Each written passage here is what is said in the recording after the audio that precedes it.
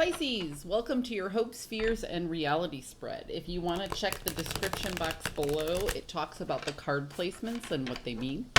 It also mentions the deck that is being used for those of you who are interested.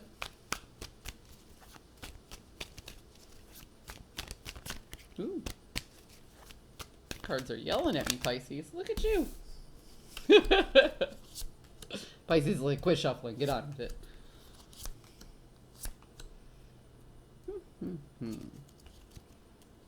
Pisces. You're hoping to regain both information and strength. It's not that you feel weakened, it's that you feel stagnant, you know? You were moving through something and you had something going and moving and it had like this momentum, and the momentum slowed down, and it slowed down so much it feels like it came to a screeching halt. And you're thinking to yourself, well, there must be something that I need to know, or there must be an action I need to take to get my momentum moving again. And that's where you are with your hopes, is this thing has slowed down. It has, just really slowed down, and you're hoping to get it moving again. Your fear is that if you don't get this moving, that this project that you're working on will just go kaput, So I don't want to say that you're in panic mode, but there is the possibility of a little bit of anxiety in making sure that this project gets moving again. You just feel a little bit anxious, which is strange because the energy that I get from your reality is that you are perfectly standing your ground and done making the decisions. So it kind of feels like you don't want anything to go off course. You're reevaluating this process. Yeah, see, the reality is, that was this way. The reality of this is you've already made up your mind that you're not going to allow this to go off course. I almost get the feeling that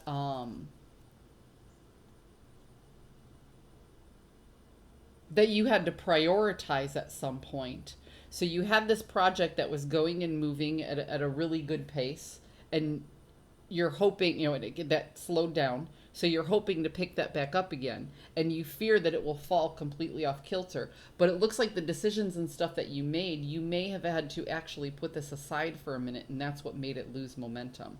Because in the reality here, it's like, nope, I made all the right moves, and I know exactly what's supposed to be happening. So let's see what we can pull from the universe to help you out with this. So the reality of the situation is all the proper steps have been taken to keep this momentum going.